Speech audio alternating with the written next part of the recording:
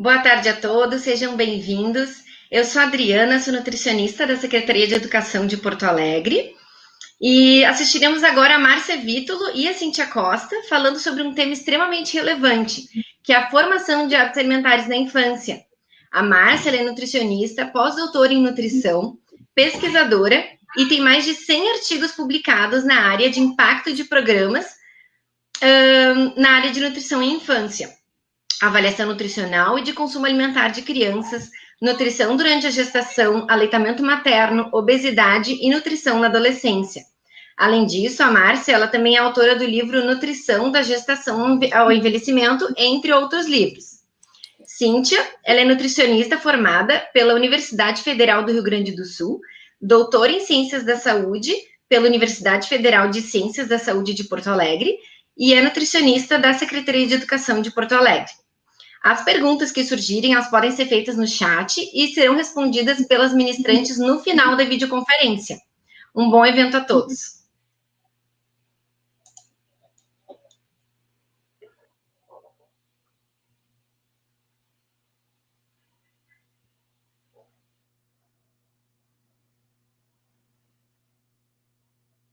Olá, pessoal. Eu estou muito feliz por participar nesse evento de vocês, maravilhoso. Achei lindo a voz do professor. E eu quero, para iniciar aqui, a gente, então, combinou, né, que eu faria essa parte inicial de formação de hábitos, trazendo os embasamentos em relação a essa questão do ponto de vista teórico e prático, mas eu queria deixar registrado aqui que eu tenho assim, o maior orgulho do trabalho, né, das nutricionistas, dos nutricionistas, até então eu sabia que eram só mulheres, da SMED. Então, é um trabalho que eu tenho muito orgulho, porque são nutricionistas que trabalham na política pública e fazem acontecer, né? Vão aplicando, implementando as políticas públicas dentro da realidade. É claro que não é possível, né, a gente conseguir fazer 100% do ideal, mas eu realmente, a voz é a vez do professor, e eu realmente admiro demais, sempre quero saber o que estão fazendo, coloco como referência para muitos outros locais que eu participo de grupos técnicos. Então, eu queria deixar aqui, não é porque eu estou aqui com o grupo, porque todo mundo sabe que isso é minha característica, eu não falo o que eu não penso, então é só para deixar bem registrado o meu maior orgulho, tá? Então, vamos lá, né, Cíntia? Vamos para a nossa... Pode passar. Então, assim, eu acho que a primeira pergunta de a gente levantar... Isso aqui é só para a gente fazer um brainstorm, fazer uma discussão assim mais, né, de reflexão. Por que as crianças não gostam de verduras e legumes? Porque é isso que a gente fala. Só que é claro, né? Eu estou falando isso como uma questão geral, mas a gente sabe que isto não é que tem que acontecer, né? Ele pode ser dificultado, de repente, de algumas práticas, mas a gente também sabe de crianças que comem, né? Eu até há pouco tempo eu vi uma mãe que falou que tem que tirar o prato de salada de uma criança de 1 ano e meio ou 2 anos, porque senão não para de comer, né? Então, mas em geral a gente sabe que tem essas dificuldades e por que elas acontecem, né? E aí, assim, existe um período crítico para o desenvolvimento de preferências alimentares, e eu sempre vou dizer que preferência alimentar é uma coisa, hábito alimentar é outra, né? O título estava como hábitos alimentares, mas ele vai depender do desenvolvimento das preferências, como um dos itens e um dos itens bem importantes, né? E é possível modificar, né, essas preferências depois que elas são estabelecidas, porque uma vez estabelecidas é difícil mudar. Mas como que a gente pode pensar nisso? Um próximo.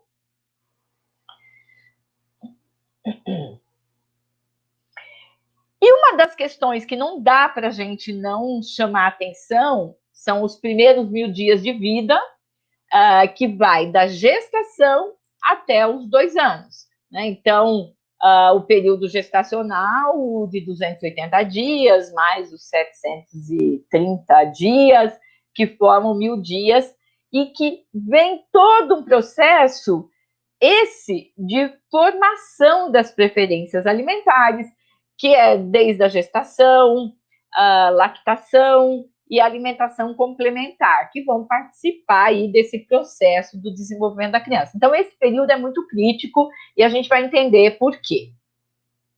Pode passar.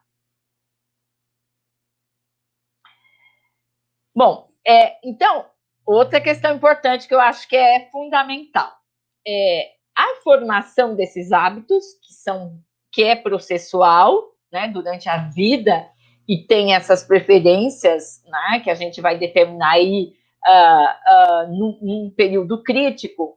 Mas eu quero trazer aqui que é importante a gente lembrar que tem o fator genético e tem o ambiental. Então, eles se juntam. Não é dizer assim, né? Então, às vezes, assim, a mãe fala assim, ele não gosta disso, ou ele não gosta daquilo. Isso é genético ou ambiental? Mas lembrar que tem preferências individuais mesmo, até irmãos criados na mesma condição familiar, quer dizer, na mesma exposição, né, de hábitos alimentares, tem irmãos que vão desenvolver preferências alimentares diferentes. Tem um lado genético? Tem, né? Agora, o ambiental, ele sempre tem um peso maior nessa questão. Então, é por isso que a gente tem que... O genético a gente não pode mudar, infelizmente, que é a malinha que a gente vem, mas o ambiental a gente muda. Então, vamos favorecer esse ambiental. Pode ir o próximo. Então, toda essa questão que eu já falei, né, quer dizer, no útero tem a questão, né, da criança vai vivenciando a questão do líquido amniótico, né, que ele não é tão direto, mas ele tem uma participação, ele não é tão determinante, mas ele faz um papel nesse desenvolvimento das preferências alimentares. O aleitamento, muito, né? O aleitamento tem um papel extremamente importantíssimo em relação a desenvolver os hábitos alimentares futuros, e alimentação complementar aí ou a introdução dos alimentos para o bebê, aí assim, é um peso enorme, né? A gente vai falando assim em relação a o quanto isso vai ficando extremamente mais importante para formar já essa questão das preferências e a base, né, o fundamento dos hábitos alimentares. Pode passar. Então, aqui eu, né, já falei, então já expliquei. Pode passar o próximo, sim. Sempre reforçando isso, né, que eu acho que esse período todo ele tem um aspecto importante. Bom, tem aqui o que a gente tem tentado falar ao máximo, dar esse conhecimento, né, tanto para os profissionais, professores, sociedade, né, porque este conhecimento aqui, ele não é um conhecimento que tem que ficar restrito, né, ao nutricionista ou ao profissional de saúde. Gente, eu estou lendo as mensagens aqui. Obrigada, Annelise. Então, esse conhecimento, ele tem que ser extremamente difundido, né? O máximo que a gente puder pela sociedade, que nós já nascemos com preferências para o sabor doce. As papilas gustativas, elas já estão ali. Essa é uma determinação biológica e genética, porque ela tem a ver com a sobrevivência humana, que é lá o nosso corpo, a nossa biologia, ela tem muito de pré-histórico e de muito lá atrás, né? Essa é uma desvantagem no mundo atual hoje, que é um mundo que é um ambiente que não é muito favorecido, nem do ponto de vista físico, né, de atividade física, que tudo hoje é controle remoto, a gente sabe disso, né? Ninguém mais levanta para mudar o canal da televisão, como da parte de alimentação, com muita exposição de alimentos maravilhosos, saborosos, disponíveis, fáceis, né? Acessíveis, né? Então, quer dizer, todo esse ambiente com a nossa organismo pré-histórico, o negócio não deu muito certo, ou não dá muito certo, né?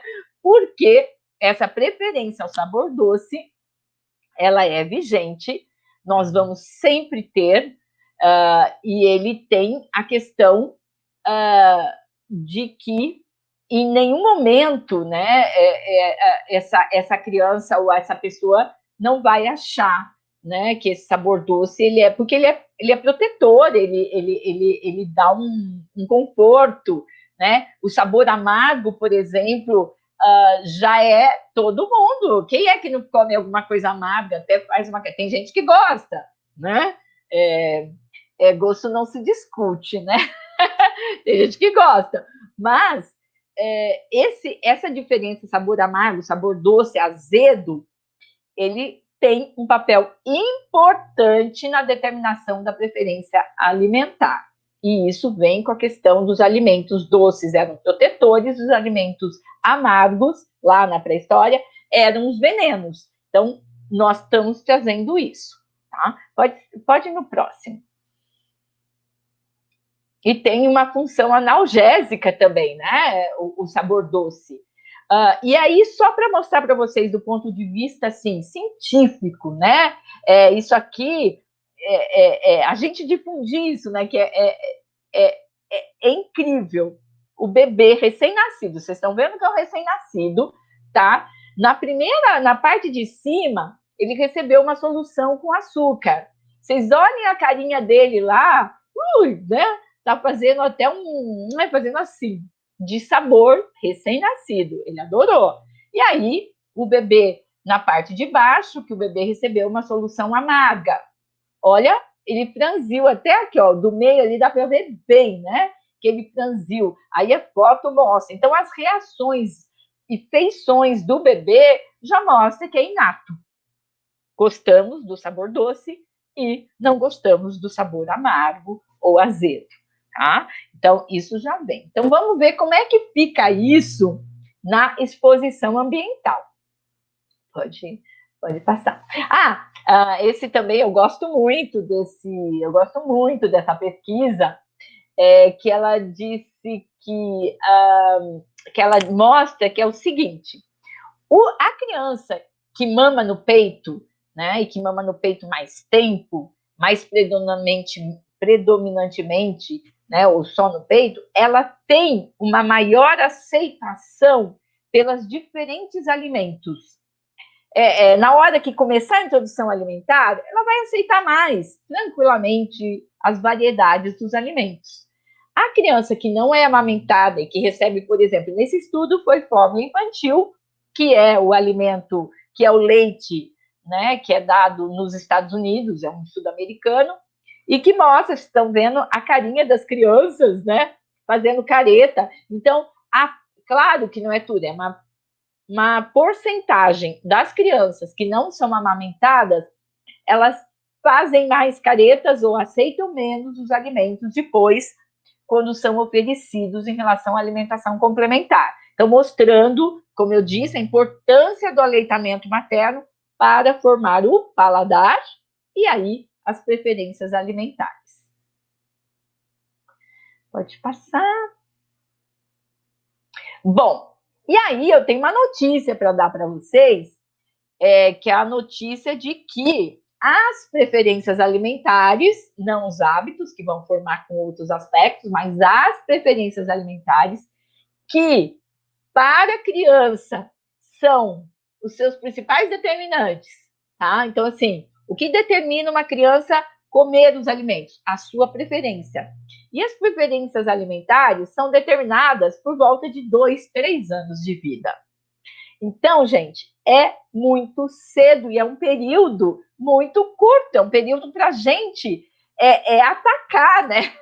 De leões e leoas, né? O máximo que a gente puder, e garantir que esses primeiros 2 anos de vida, 2, 3 anos, sejam realmente garantidos de maior predominância, se não for só alimentação saudável, mas de maior predominância de alimentação saudável, para que essa criança, então, tenha aí um alicerce importantíssimo de preferir alimentos ou consumir alimentos saudáveis para que ela possa ter esse alicerce aí para seus futuros hábitos alimentares. Né? Então, é aqui fundamental que a gente tenha claro isso, porque se a gente pensar o bebê nos primeiros 2 anos, ele não tem tanta socialização, né? Eu não estou falando de um adolescente que vai pegar os amigos, vão lá para a praça e vão com garrafas de Coca-Cola e pacotes de bolacha recheada, né? É a socialização deles, tudo bem. Né? Agora, se ele não tem uma criança de 1 ano, 2 anos, né, pegando os amiguinhos e fazendo uma socialização regada de alimentos ali que teriam um valor para eles de amigos, né, um valor de alimentos que fazem parte ali né, desse momento. Então, é onde a gente tem que, né, proteger, e por isso que eu vou sempre falar que não isto um posicionamento exclusivo da nutrição, dos nutricionistas, mas de toda a sociedade. Né? Em que, sabendo isso, olha, se a gente difunde à sociedade, né, para os professores, educadores, né, e todos os profissionais, que a gente vai difundindo isso, nossa, mas forma já com essa idade. Então, às vezes a gente acha que não, né? Ah, depois muda, depois vai melhorar, depois ainda é bebê, né? Não, é agora que a gente tem que trabalhar para esse período. Por isso que eu quis chamar a atenção disso, que é o fator determinante. Diferente um pouco do adulto que tem consciência do que é saudável e não é saudável. Ele come saudável, ele não gosta, mas ele come quando ele quer ter essa determinação, porque nossa, depois tem uma coisa que eu me lembrei agora, eu vou falar depois, na hora lá, eu vou trazer um fato interessante que me aconteceu. Mas, assim, que o adulto que tem, a criança não. Por isso que, às vezes, falam, ele é seletivo, ele só come isso e tal. Porque é o que ele aprendeu da preferência dele. Hã? Pode passar o próximo. E aí, a gente traz por que a criança, porque para ela, a prioridade é a sobrevivência. E aí, o que é sobrevivência? Alimentos energéticos, alimentos concentrados, né? Que ela vai comer pouco e já vai, pronto, resolver, que é a energia, a glicose. E essa questão, ela atende às necessidades fisiológicas para saciar a fome. Então, vejam bem, se você colocar lá, a criança está com fome, e você colocar ali uma porção de um doce, um alimento que já é conhecido por ela de que ele é energético, uma salada, ela vai comer o doce. Por quê? Porque ela precisa atender fisiologicamente aquilo que é uma questão de sobrevivência. E isso tem a ver, muitas vezes, com os erros alimentares que a criança tem. Que eu sempre falo, nenhuma criança é kamikaze suicida. Ah, não está comendo, não vai comer, né? Não, é porque ela está comendo alimentos que está sendo favorecido a ela de uma maneira mais imediata, que provavelmente são alimentos altamente energéticos. Pode passar. E tem essa colocação que eu amo, eu adoro, né? Ela, para mim, foi muito reveladora, né, muito antiga, né, essas colocações, né, vocês podem ver, mas é que é onde a gente aprendeu muito com essa questão, que apesar da preferência por alimento de sabor doce ser inata, a introdução precoce e as repetidas exposições e esses alimentos aumentam, aumentam a aceitabilidade da criança pelo sabor doce. Então, não é só o sabor inato, é você introduzir precocemente e depois ficar isso sendo repetidos, não? Claro que às vezes uma introdução não vai, uma andorinha não vai fazer verão, né? Falando isso para ninguém achar que, ai meu Deus, né? Né? Me vem a questão de que assim, mas nossa, eu nunca dei, só que veio alguém e deu e eu não soube. Não, não é isso que vai estragar o hábito alimentar da criança, né? Não é dessa forma, né? É a rotina, é a frequência. Por isso que eu gosto de deixar essa frase que é a repetidas exposições. Claro que se a gente mantiver a criança protegida de não experimentar, né, esse sabor doce muito cedo, melhor é, porque a partir do momento que ela experimenta, vai ser vai ser o que ela vai gostar. Pode passar o próximo.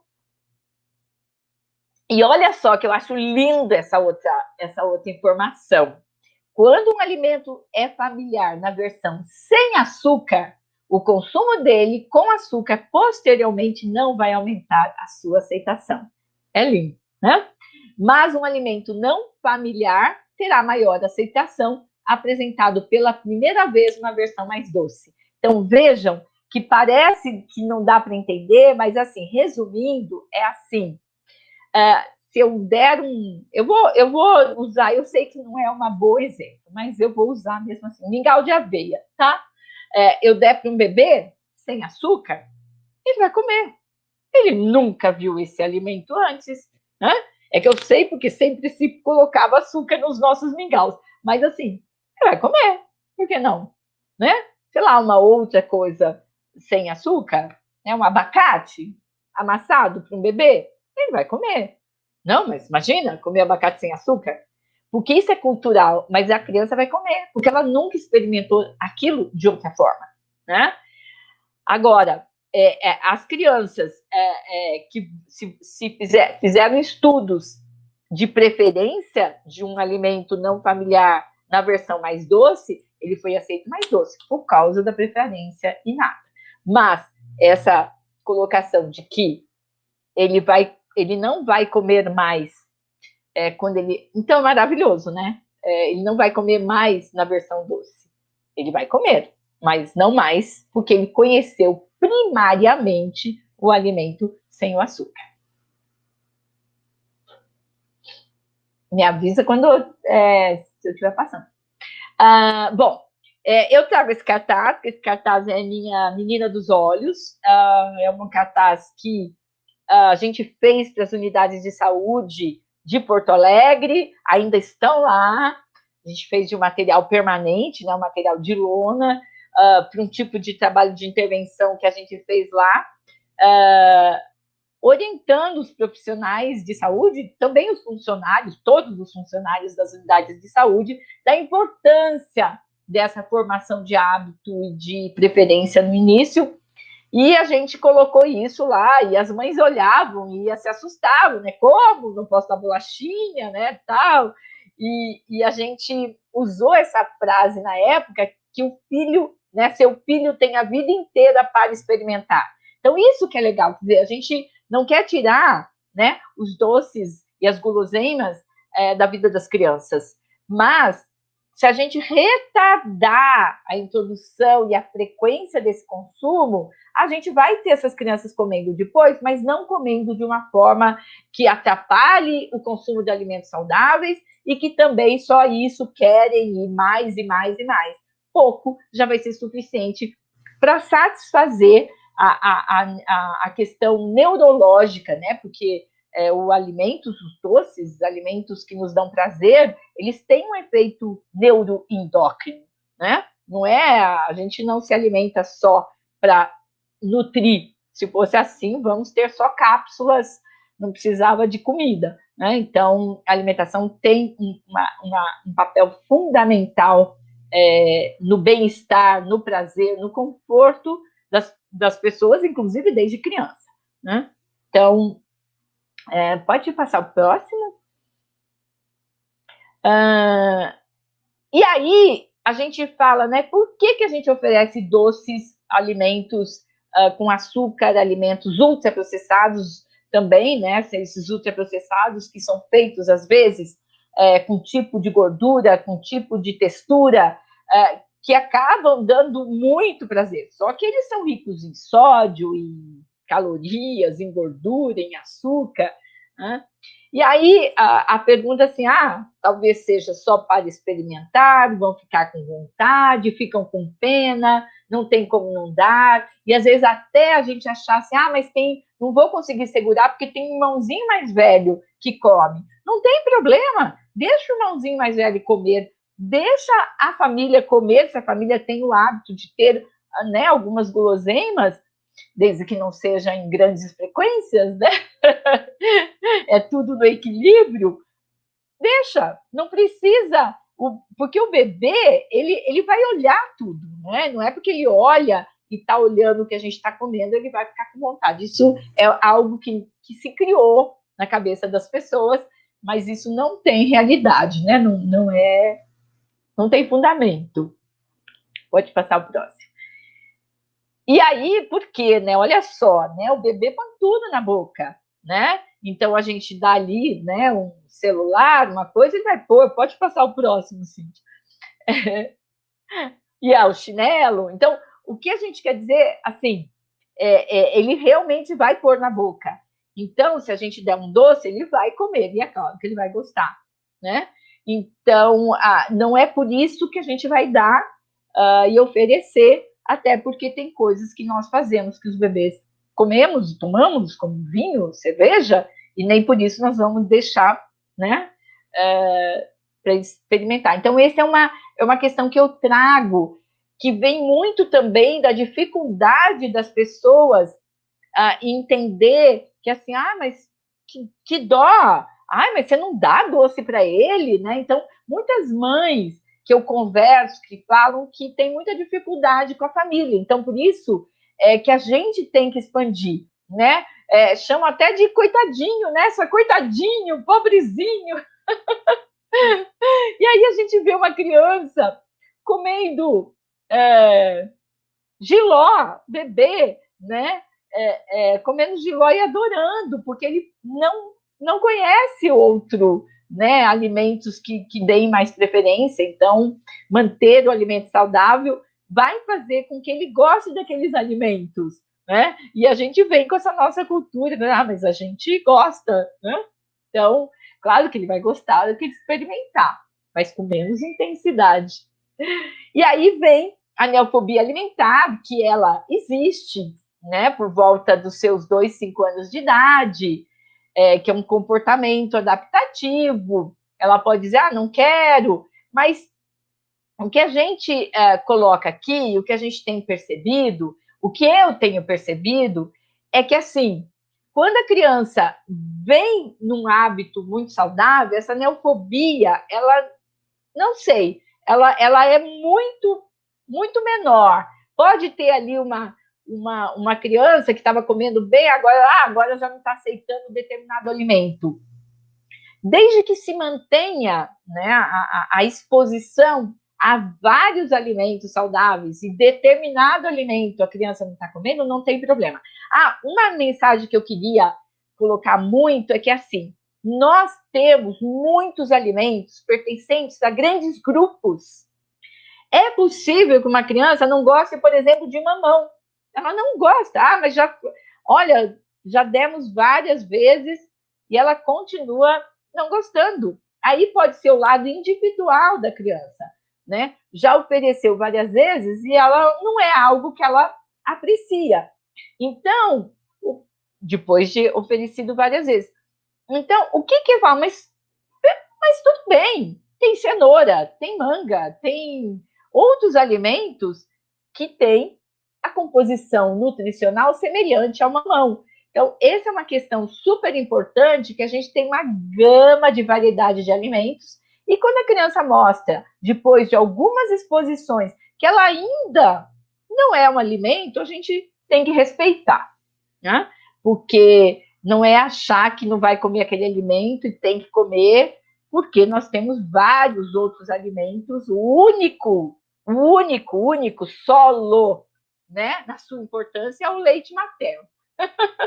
Os outros têm os seus concorrentes, então não há necessidade de ficar forçando uma criança a comer um determinado alimento, que, aliás, isso não é o que deve ser feito. O próximo.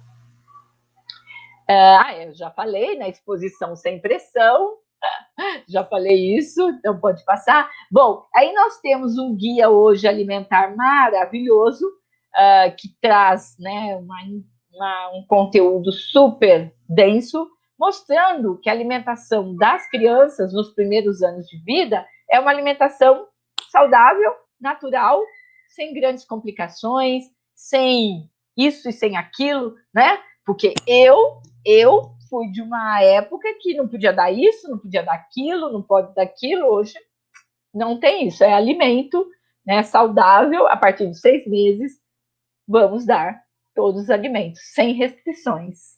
Pode passar.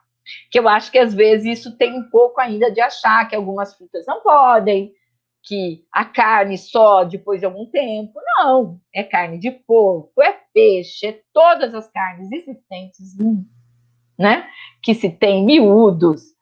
E aqui, né, um prato, olha, isso aqui é uma foto para um prato de um bebê de 6 meses. Aí vocês vão falar, mas isso? Como assim? Né? Porque é assim, é uma alimentação normal, né? Os alimentos normais que a gente vai amassar para a criança e dar para ela. E que muitas vezes a gente pode usar os alimentos da família, com certeza, e das preparações feitas para a família. Não precisa fazer só para a criança.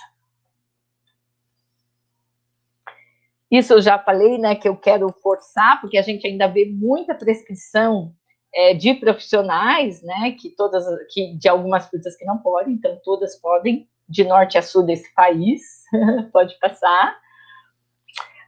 Uma cultura do Brasil que a gente vai ter que mudar, né, com muito esforço das escolas, especialmente, que possam fazer isso, é a cultura do suco e do leite, né, do leite de vaca, do leite que tem que ser um monte de mamadeira, um monte de leite, e não é. Então, o suco, a proposta hoje é não oferecer para os bebês, não precisa suco natural, é dar a fruta. Crianças maiores, restringir o uso, de preferência não oferecer, só em situações, né, de festas, final de semana, sei lá, mas não no dia a dia, sabe? Oferecer suco para a criança no dia a dia, porque um suco de um copo de 200 ml de um suco por uma criança de 3 anos de idade, ela toma aquilo, ela não vai querer comer mais nada. Né? Então, eu tenho observado muito e continuo observando, que eu sou muito olhuda, e os sucos realmente, eles atrapalham a refeição. E o leite também de vaca, eu queria deixar claro que o leite não é mais que 2 copos por dia para a criança a partir de 1 ano de idade, né? Se não tiver em aleitamento materno. Então, a gente tem que restringir esse consumo. E aí, essa questão da criança não aceitar o alimento tem a ver com a forma que foi, então, introduzida essa alimentação, e a gente espera que isso não aconteça mais com frequência. Próximo. E a criança que não está com fome não vai comer, né? Então, isso é super importante também.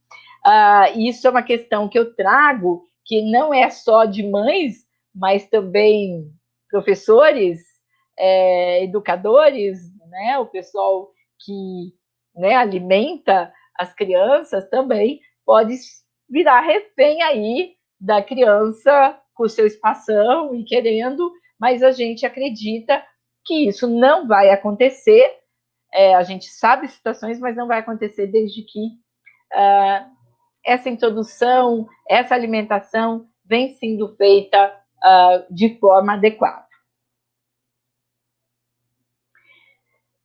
Ai, deu uma confusão aqui. Mas o que a gente tem que pensar é o seguinte: muito difícil mudar hábitos alimentares. Agora eu estou falando de hábitos, né? Claro que a gente vai ter que prevenir, proteger. Se a gente quiser mudar, ela tem que ser feito gradativamente, não pode ser feito da noite para o dia, que você pode criar transtornos alimentares, uma mudança radical, porque a criança já tem as suas preferências, mas a gente pode fazer isso, mudanças gradativas, a gente consegue, e por isso que é tão difícil mudar. Hoje eu recebi foi minha filha, inclusive, que me mandou, que ela achou um artigo científico do Peru. Eu não li o artigo, mas o autor dizia o seguinte, que parece que é mais difícil mudar hábitos, mudar as práticas de comer alimentos, né? Talvez hábitos alimentares, porque era prática alimentar, vamos pôr que é hábitos, do que mudar a religião, tá? Eu vou ler ainda, eu recebi hoje, que ela me mandou, e eu achei super interessante, porque todo mundo sabe o quanto é difícil mesmo. Então, não é uma tarefa fácil. E aqui eu trago uma publicação, que foi uma publicação num artigo científico, numa revista científica super importante, de uma política pública da Secretaria de Saúde do município de Nova York. Então, a Secretaria de Saúde do município, que trabalha com a questão das crianças nas escolas de educação infantil, dizendo, então, o que teria que acontecer. Então, eu achei muito bonito que foi uma ação de política pública sendo publicado numa revista científica, né? Não é ao contrário, a revista científica que baseia as práticas. Né? Claro que essas práticas foram todas fundamentadas na questão científica, mas eu achei isso bárbaro, né? Dando voz a uma política pública nas revistas científicas. O próximo. E também, assim, que eu queria colocar aqui, né, já que a gente está num evento pedagógico e de educação, que os profissionais que trabalham com escolas, principalmente com educação infantil, têm que trabalhar os pais, não? Porque é super importante fazer alguma campanha em relação a que os pais limitem, né, a oferta, não é não ofertar, mas limitar a oferta desses alimentos ultraprocessados para as crianças em casa, porque a gente fez uma pesquisa e a gente mostrou que as crianças consomem menos energia o dia inteiro na escola de educação infantil do que em casa, quando ela chega às 5, 6 horas e fica até o dia seguinte, porque a oferta de alimentos altamente energéticos, mamadeiras, né, com achocolatados, carnes ultraprocessadas, que são altamente gordurosas. Então, eu trago isso porque é sempre para a gente pensar no que a gente pode fazer também para expandir isso e ajudar melhor a essa formação de hábitos alimentares. E é isso. Espero que eu não tenha passado do tempo.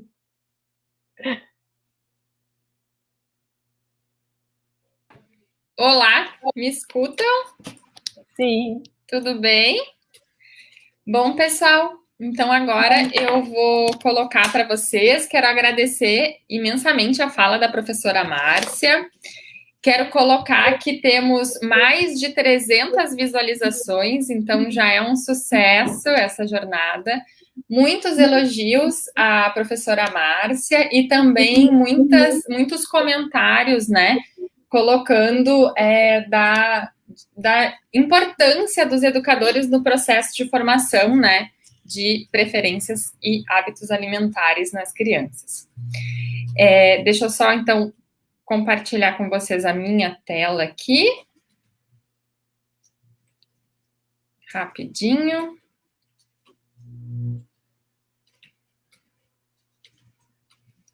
Acho que agora vocês conseguem enxergar. Isso.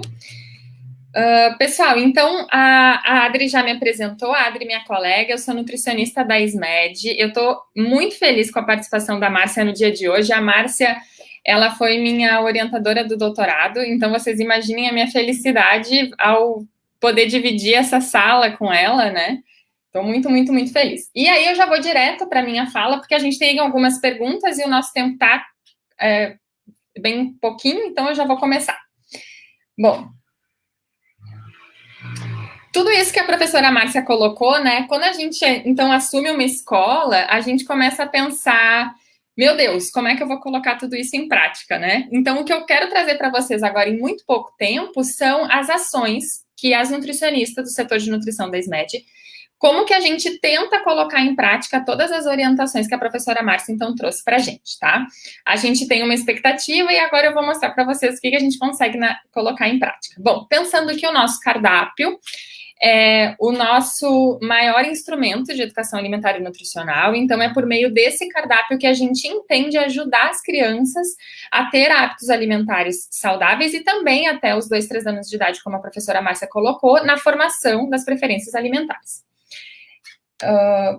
Lembrando também a resolução da FNDE, uma resolução do ano passado, que traz várias orientações sobre a construção do cardápio nas escolas e vem com a lógica dos alimentos de verdade. Então, uma coisa bem legal que está na resolução nova que a gente utiliza na construção do cardápio aqui em Porto Alegre é bem fácil, que é contar quantos alimentos de verdade tem na semana do cardápio. Então, a gente conta, né? Tem uma regra bem simples que é um mínimo de 10 alimentos, ou 14 ou 23, de acordo com o número de refeições nas escolas. Então, isso é bem legal, porque mostra uma diversidade, como a professora Márcia antes colocou, da importância de apresentar esses diversos alimentos para as crianças, né?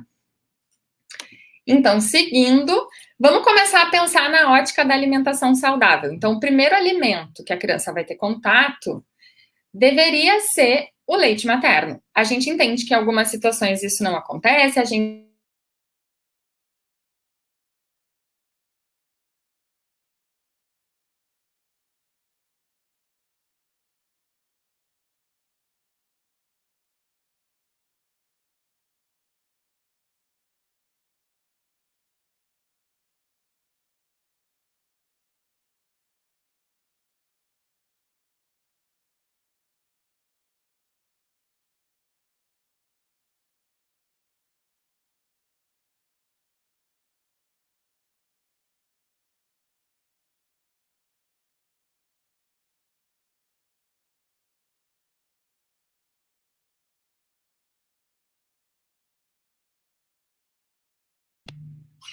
Vocês estão me ouvindo agora? Pronto? Vou retomar. Não sei até onde vocês me escutaram, qualquer coisa vocês me corrigem, tá? Bom, mas eu estava falando que da importância, então, de fomentar o leite materno nas escolas, né? Esse projeto, então, ele existe desde 2012 em Porto Alegre, ele foi estendido para as escolas comunitárias. A gente tem também uma verba, um recurso federal, tá? Que traz sobre essas questões e, né, que a gente pode, então, estimular as mulheres a dar de mamar dentro da escola, tá? Esse projeto, ele está, então, como eu falei, existe um recurso e a gente vai, né, então, continuar dando conta desse projeto, cujo objetivo é fomentar a prática do aleitamento materno dentro das escolas para aquelas mães e famílias que desejam continuar fazendo, tá? Então, aqui eu trago para vocês algumas fotos desse projeto, só para vocês entenderem, né, assim, como é alguma coisa bem simples que a gente fomenta nas escolas, tá? E um espaço, né, acolhedor para as mulheres continuarem amamentando e uma escola toda preparada para poder receber essas mães e continuar, então, dando conta do direito da criança de receber esse leite materno, mesmo quando ela já está, né, dentro da escola. Depois, pessoal, o segundo alimento que as crianças, né, vão ter contato é quando a gente começa a apresentação alimentar. Então, em Porto Alegre, a gente recebe crianças de 3, né, 4 mesinhos, e a gente fomenta o leite materno para essas famílias. Até uma vez aconteceu uma situação de uma criança de 3 meses entrar numa escola nossa, se matricular, e a gente conseguir estimular o leite materno nessas crianças, e ela continuou com leite materno até os 5 meses e meio, e aí depois ela veio com a introdução dos alimentos. Em Porto Alegre, a gente segue a lógica de não oferecer açúcar até os 2 anos de idade. Então, como a professora Márcia trouxe, a gente segue a lógica do até 2 doce não, seguindo as orientações do guia alimentar, tá? E aí, o que a gente faz, né, também para dar conta não só do açúcar nos lactários, mas também para as outras crianças, a gente vem também com a preocupação de controlar o uso de açúcar nas preparações para todas as crianças. E daí eu não estou falando só de educação infantil, eu estou falando de ensino fundamental também, tá? Então, a gente tem um projeto também de controle de sal, açúcar e óleo desde 2012, e a gente conseguiu reduzir a utilização de açúcar para as crianças em 55%. Então, a gente compra metade da quantidade de açúcar que a gente comprava antes, tá? Eu também quero colocar para vocês que todas as questões que eu estou trazendo agora, eles estão escritas no Guia da Alimentação Escolar, que é um documento que os nutricionistas da SMED escreveram. Esse documento, ele tá, para quem tiver interesse, disponível no site da Prefeitura de Porto Alegre, e ao final também eu vou disponibilizar aqui o meu e-mail, e aí vocês podem, por favor, me pedir, eu disponibilizo esse material para vocês, tá? Mas voltando, né, ao cardápio sem açúcar, a gente, então, primeiro passo foi pensar receitas sem açúcar que pudessem, ser feitas na estrutura física que a gente tem dentro da escola, e com os ingredientes que a gente costuma comprar também. Então, a gente teve que pesquisar essas receitas e testar essas receitas. Um alimento, assim, um ingrediente que a gente precisou comprar para que isso acontecesse foi a uva passa seca, né? Então, a gente utiliza desse alimento para poder adocicar, digamos assim, as nossas receitas, mas elas continuam sem o açúcar, tá? Então, a gente tem, por exemplo, cookies de banana e aveia sem açúcar, a gente tem panquecas de cenoura, de beterraba, enfim, banana com aveia, creme de amido. A gente também não utiliza mais achocolatado para nenhuma idade, não só para os berçários, a gente conseguiu comprar cacau, e aí, inclusive, teve um comentário, né, no sentido de também conseguir comprar cacau para as escolas comunitárias, e isso é uma coisa que a gente tem tentado fazer também. Então, a tendência é que nas próximas compras a gente consiga comprar cacau também para as escolas comunitárias, tá? Então, a gente vai expandindo a questão do sem açúcar ao máximo que a gente consegue, tá? Tomara que essas receitas cheguem na escola, elas estão chegando, sim. A gente pode também compartilhar com vocês essas receitas para quem tiver interesse, tá? A gente tem as fichas técnicas, então vocês fiquem à vontade para nos solicitar. A gente também tem toda a orientação e a gente faz a formação no início do ano para os profissionais que estão diretamente relacionados à introdução alimentar. Então, a gente traz toda a orientação sobre qual é a consistência que a gente orienta para cada idade. Inclusive, teve alguém que falou, né, antes a gente amassava, agora não se amassa mais. Isso aí, a gente não amassa mais mesmo.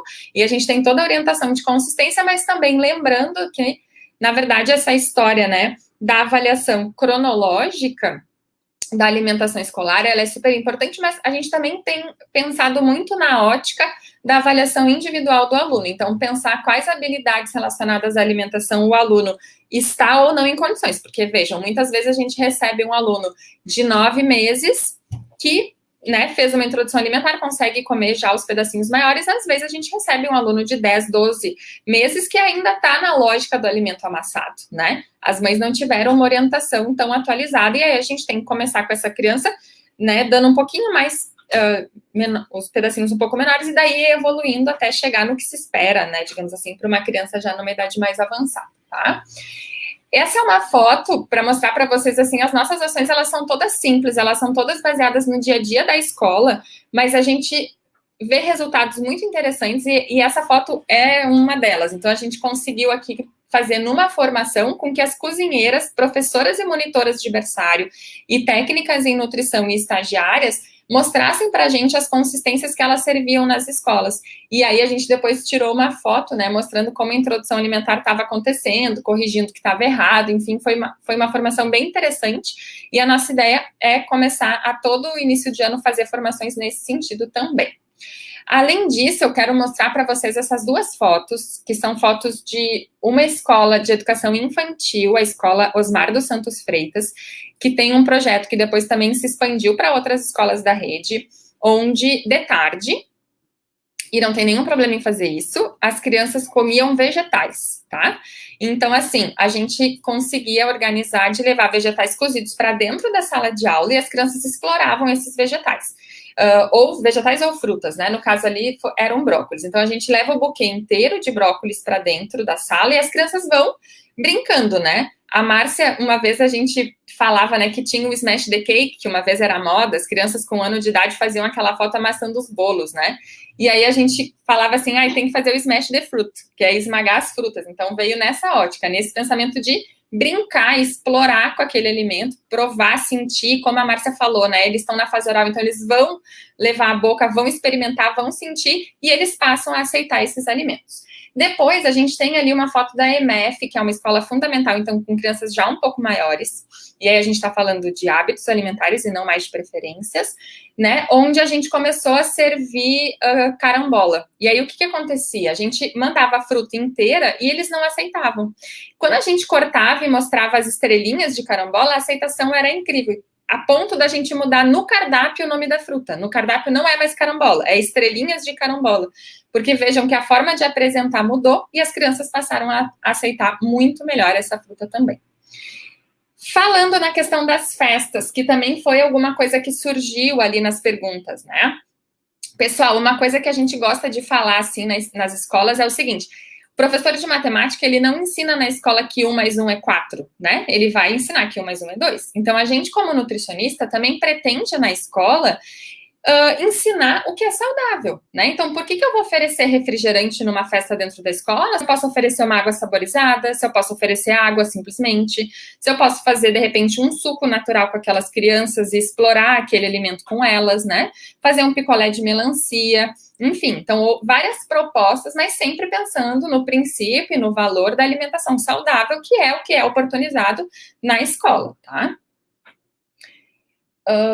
E aí, pessoal, assim, eu também queria trazer para vocês a história toda da gente ter entendimento, os nutricionistas da SMED, que a gente precisa instrumentalizar vocês, os educadores, né? Para que vocês possam, então, com essa consciência mais crítica, com atitude responsiva e encorajando as crianças a formar essas preferências alimentares ou, né, os hábitos alimentares que sejam considerados mais adequados para a saúde deles, tá? E aí, nesse sentido, eu vou finalizar já a minha fala colocando dos resultados que a gente tem encontrado nos últimos anos. O setor de nutrição monitora a avaliação nutricional dos alunos desde 2006 e a gente encontrou resultados muito interessantes nos últimos anos. 2020, por conta da pandemia, a gente não conseguiu avaliar os alunos, mas a gente vinha até 2013 avaliando um aumento grande do percentual de crianças até 6 anos de idade com excesso de peso, como vocês podem verificar nesse gráfico. Então, a gente partiu de 8% para 17%.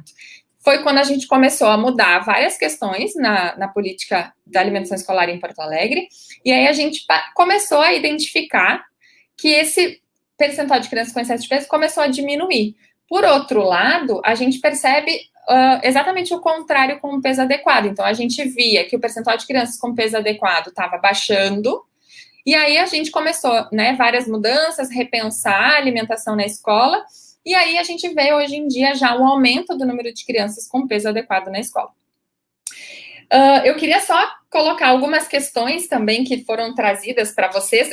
A gente está com o tempo apertado, mas a gente vai continuar, tá? A gente não vai acabar às 5h30, vamos segurar um pouquinho. Sobre o creme vegetal, a gente realmente tem diminuído a quantidade de creme vegetal nas escolas. Alguém criticou, e criticou com razão, tá? A gente tem trazido a receita que também foi testada, que é uma receita de requeijão caseiro, que está dando super certo, as crianças têm aceitado, e inclusive a gente consegue saborizar o requeijão caseiro com cenoura, beterraba, enfim, outros vegetais, para também tentar aumentar a aceitação desses outros vegetais com as crianças, tá? Isso que a professora falou, né, de oferecer todas as frutas, oferecer carne desde o início, também é alguma coisa que a gente fomenta dentro das nossas escolas. A questão do uso de mamadeira, a gente também segue a lógica de tentar, dentro do possível, né, não oferecer os líquidos em mamadeira para as crianças pequenas. Às vezes, a gente acaba utilizando para as crianças bem pequenininhas, mas a gente tenta estimulá-los ao uso de canecas, né, ou copos de transição, enfim, de acordo com aquilo que a criança também vai nos respondendo, respeitando, né, o que a criança vai nos dando de retorno. E aí, pessoal, eu quero finalizar a minha fala com essa foto, onde eu trago várias pessoas que passaram pelo setor de nutrição e que ajudaram na construção dessa política pública, e eu vou reforçar aqui o papel das técnicas em nutrição. Eu vi que muitas delas estão aqui, as minhas colegas nutricionistas também. Eu quero agradecer imensamente o cuidado, o carinho de cada uma de vocês e dizer também que só é possível porque a gente tem professores da rede que se interessam pela alimentação saudável e entendem que, como a professora também trouxe, a formação acontece no início. Então, a gente precisa olhar para essas crianças desde o início para formar uma sociedade mais saudável no futuro, tá? Eu vou trazer de volta a professora Márcia, e aí a gente, então, vai falar com vocês sobre algumas perguntinhas, tá? Márcia, estás me ouvindo? Peraí, o teu microfone tá no mudo, eu vou tirar do mudo. Agora. Ai, sensacional, parabéns. Sou fã de carteirinha. Eu não vou nem dizer da minha emoção, né? Tanto que ali no início eu tive dificuldade de me concentrar ali na palestra, mas. Bom, eu não sei, vamos começar, eu já vi uma pergunta ali. Prof, a gente separou duas perguntinhas que a gente queria te fazer. Uma delas é da Mara. Ela trouxe a questão, então, assim, ó, da questão da influência genética sobre o sabor doce. A senhora trouxe isso na palestra, mas se quiser reforçar um pouquinho mais. Tá. Sim, tem sim. Sempre vamos lembrar que tem a preferência, as crianças vão dar preferência. O sabor doce é para todos nós, né? Eu acho que tem raras exceções de pessoas que falam, ai, não gosto de doce, né? Mas o que acontece é que tem toda uma história, né? Então, a criança, ela gosta muito de doce. Ai, mas ela gosta demais. Pode ter sim, uma palatabilidade mais desenvolvida. Tem diferença, sim. Mesmo, né? Isso são todos nós. Né? Tem gente que gosta mais, tem gente que gosta menos, todos gostamos, mas tem, né? Agora, se a gente tem alguma criança que está com uma situação, precisa ver com mais cuidado, assim, com uma situação que chega a atrapalhar, né? Essa criança não aceita nada, só alimentos doces, já é uma situação mais específica que teria que trabalhar individualmente com essa criança, né? A exposição dela ao sabor doce teria que ser diminuída, porque é claro que ela não tendo doce, ela vai acabar comendo outros alimentos. Então, tem sim, mas também tem que ver o quanto essa criança foi exposta lá no início, né, lá no começo, para ver o quanto foi ambiente e o quanto foi genético, né? Precisa fazer esse balanço. Se chega a ser uma coisa, uma situação que está chegando a prejudicar, então, isso tem que ser visto com um nutricionista de uma forma mais, né, mais individual. Tá, acho que fica respondido. E aí, professora, a gente também tem a pergunta da Juliana, que se repetiu, então eu vou tentar aqui fazer um resumo da pergunta, tá? Que diz mais ou menos o seguinte. Ela coloca, então, crianças que tiveram uma alimentação saudável com uma introdução alimentar saudável, sendo apresentadas a verduras e frutas, e após um período não aceitam mais, né? E aí ela está pedindo sugestões de como a gente pode fazer com que a criança volte a aceitar esses alimentos. Perfeito. Assim, primeiro que eu falei, né? Tem a neofobia, né? Às vezes eu acho até que nem está acontecendo mais. Aí vem uma pergunta dessa, a neofobia continua aí, né? Firme e forte. Então, por quê? Porque tem isso, é uma certa independênciazinha da criança, vem até uma coisa de falar assim, não vou querer isso, né? E começa a não querer alguns alimentos que comia. Isso pode acontecer. O que tem que ser feito é ver com naturalidade, tá? Sem forçar nunca. Não forçar, isso é a pior coisa que pode acontecer. E nem fazendo chantaginha, né? Ai, não, come um pouquinho para a mamãe, come um pouquinho para a titia, para a educadora, para a professora, de jeito nenhum. Isso realmente não deve ser feito. Agora, como fazer? Eu vou sempre dizer, vai colocando no prato, né? A criança vai receber, vai continuar. Então, assim, como é que eu faço para a criança voltar a comer? Oferece. Coloca no prato, mas não come. Deixa no prato. Não é para falar que você não comeu.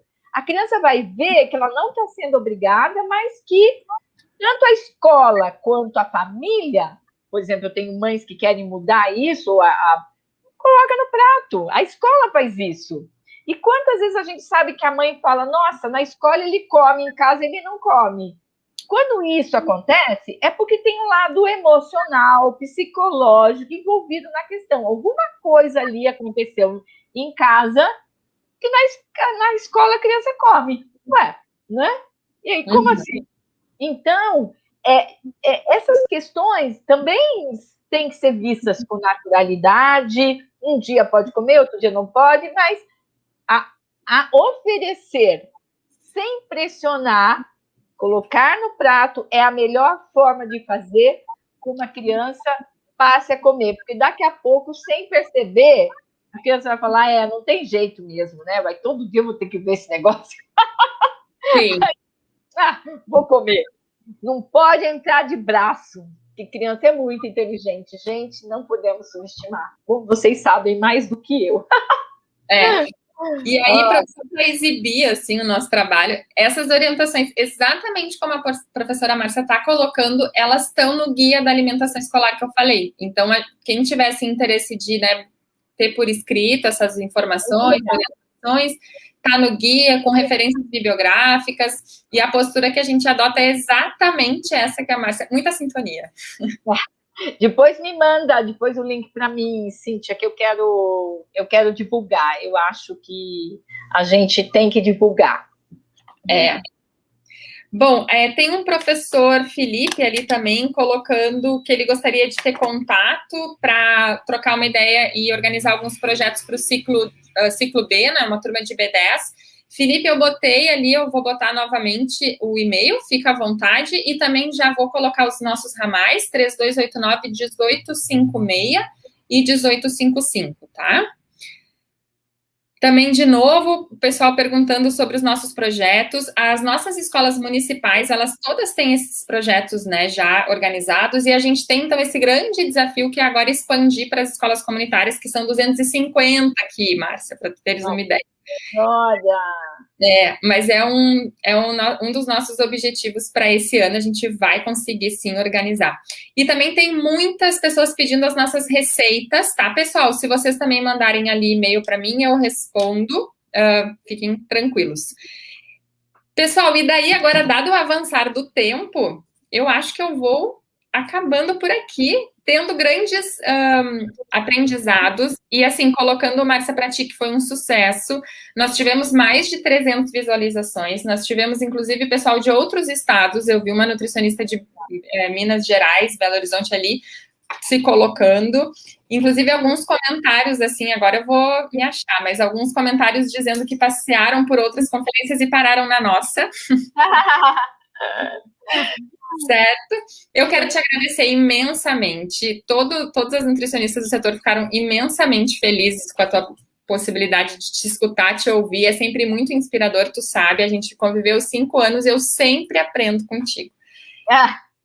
Eu que tive o privilégio de ter sido minha aluna e participar do nosso grupo de pesquisa, que foi maravilhoso e está gerando frutos ainda, sempre na nossa missão, né, de de conhecimento, né? Produzir conhecimento, que eu acho que isso quanto mais a gente aprende, é maravilhoso, né? Isso para mim.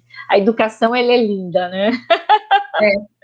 E agradecer de novo, mais uma vez, os professores que estão aqui presentes, que se interessam pelo tema, as nossas técnicas de nutrição que são maravilhosas, que são quem coloca na prática todos os planejamentos que a gente tem lá na política pública, e as minhas colegas nutricionistas, muito obrigada. Sem vocês, a gente não ia conseguir botar nada disso em prática.